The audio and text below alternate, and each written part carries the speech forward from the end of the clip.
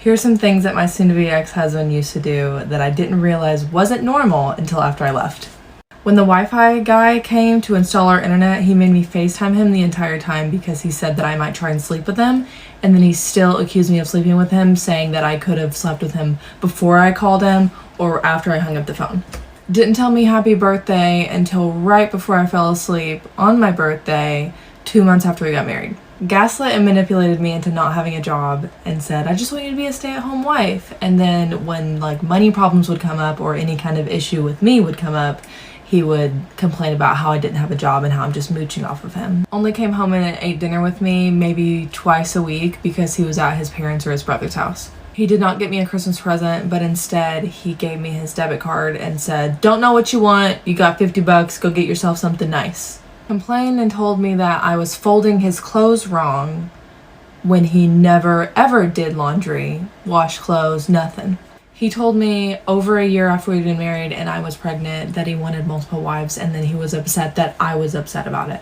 Got pissed when my parents bought us groceries one time. Told me that he didn't believe that our son was his son, and when I said get a paternity test, he said, I don't even want to because it could be so close to my brother's DNA that you probably slept with that it would just say that it was mine and I would still never know. When the electricity went out on 2 of our rooms, including a bathroom, and our washing machine was broken, and I tried to get him to fix it for about 9 months, he told me that I should have been more grateful and that it was a test to me because people back in the olden days didn't have that kind of stuff, so I should have just been grateful that I had it in the first place, even if it was broken. Okay, that's all for now. Bye! This is part 2 of things that my husband did, except this time it's after I left him and I knew that this wasn't normal. And let me also say, when I first left, the reason that like we had communication and all of these stories of whatever, of like why were you even like entertaining him, we didn't think that we were going to get divorced. We were trying to work it out, and so all of these things helped me realize, yes, I do need to get divorced. I went and I got my hair dyed, and then he asked me to send him a picture, so I did. And then later on I took a nap, and then he freaked out because he didn't hear from me for like an hour while I slept, and so he made me send him another picture to make sure I wasn't in bed with another man.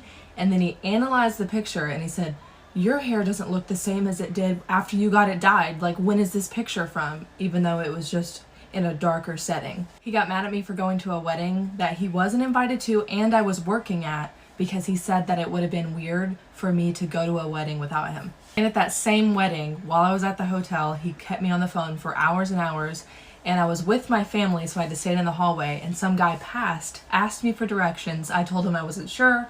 That's all. He was on the phone the whole time, and he told me that I was probably sleeping with him. On Instagram, he would track the number of people that was following me and that I was following, and if the number went up at all, he would call me, go through each individual person, ask me who they are, ask me to block people left and right, unfollow them, block them, whatever, and then would just go into this whole spiel about like, why would you even follow them in the first place, da da da da da, while he was simultaneously following and messaging women on Instagram.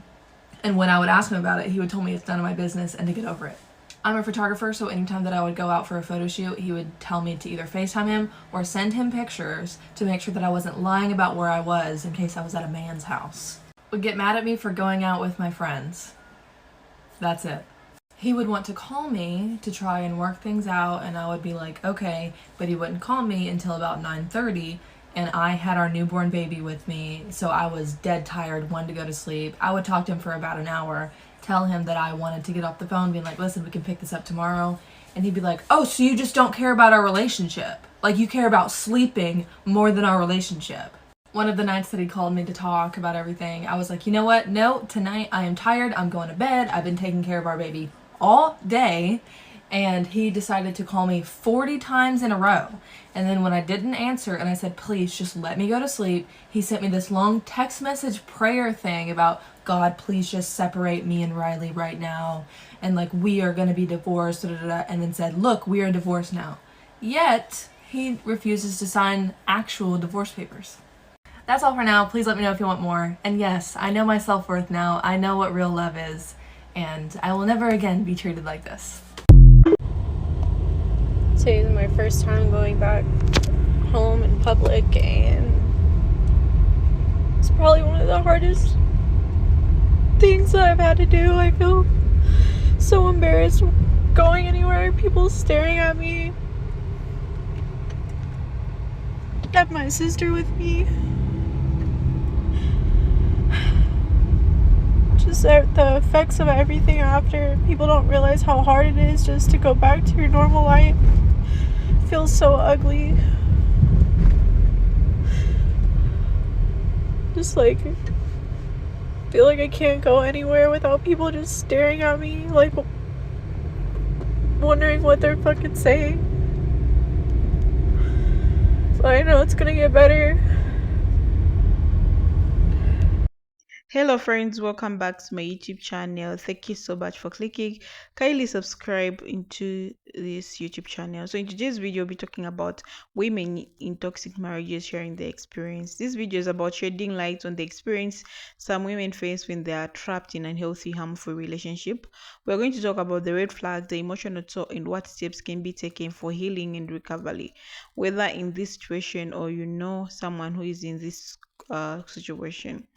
Okay, so we're going to get into it. So what do we mean when we talk about toxic marriage? It's not about just occasional arguments, those that happen in every relationship. A toxic marriage is when someone, okay, there's someone, these situations just happened, constant pattern or emotionally manipulation, neglect or even abuse, whether it's verbal, emotionally or physical. Many women feel trapped in these situations because of society pressures, fear of judgment, or they believe that things will somehow get better. Many women who are in toxic marriage and often describe a few common themes. First, there is that feeling of isolation. They cut off from friends, family, either because they're afraid to share what's really happening or because their partner discourages those connections. Then there is gaslighting, where their partner constantly makes them feel like they're overreacting or imaginary things, causing them to doubt their own reality. A lot of women also speak about the constant walking on eggshells, never knowing where the partner will explode. It can create a sense of fear and anxiety that never truly goes away. They may also feel like they lost their sense of identity because they've been manipulated into prioritizing their partner's needs and feeling over their own for years. The emotional exhaustion from carrying the weight of the relationship is overwhelming. The emotional toll of staying in a toxic marriage can be severe. We are talking about depression, anxiety, low self esteem, and PSD. The longer someone stays in this environment, the harder it can become to see a way out. And for some women, the impact is not just emotional. We hear stories of chronic stress leading to physical symptoms like headache, insomnia, and even heart problems. It's a full of body experience, not just something that happens in the mind. But the good news is that living a toxic marriage is possible, even if it feels impossible at the moment. One of the most powerful steps is breaking the silence. Reaching out to a support system, where it's friends, family, or therapists, can be the first step in realizing that you don't have to go through this alone. I know it's easier said than done, but creating a plan for how to safely leave can help reclaim control. Seeking therapy or counseling afterward is a key to processing the trauma and learning how to rebuild your life. To any woman out there who feels stuck in a toxic marriage, please know that you are not alone. There is no shame in asking for help. Healing is possible, and there are resources out there to guide you through it. Okay, so if this video resonate with you, please share with other friends who can also be helped with this video. Okay, so I know it's very hard. People are in toxic marriages, but they are not finding a way out. Okay, so one thing I can tell you, if you're in a marriage and you know you're not happy, your partner is abusive, your partner is a narcissist, they don't change, even if they say they're going to change, just make a decision for yourself, because it's never too late. You can start over again and live happily. You don't have to live in fear with someone who claims that they love you. No, you have to live like freely. You're happy always, and someone who's caring, a partner who cares, not a partner who punches you, who kicks you every time. They say, I live because of maybe children, you live because of you don't have where to go, because most, yeah, maybe a housewife, there's also somewhere to start, because oh my god, you're going to die from that place. Okay, that person is going just to kill you.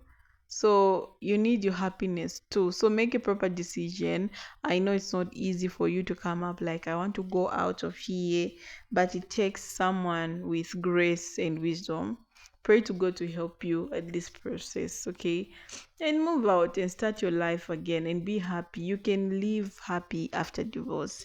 This I've been telling people, you can actually survive and live happy, not just living with someone who doesn't take care of you, someone who just hurts you, who lowers your self-esteem, someone who doesn't build you, just who just controls you like anyhow.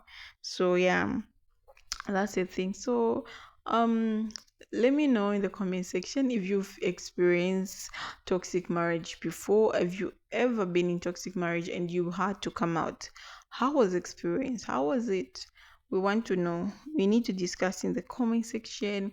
That would be very lovely to hear from you guys, how you experience it and how everything went with you. So I just want to say thank you so much, guys. I really appreciate for coming. All I can say now is bye.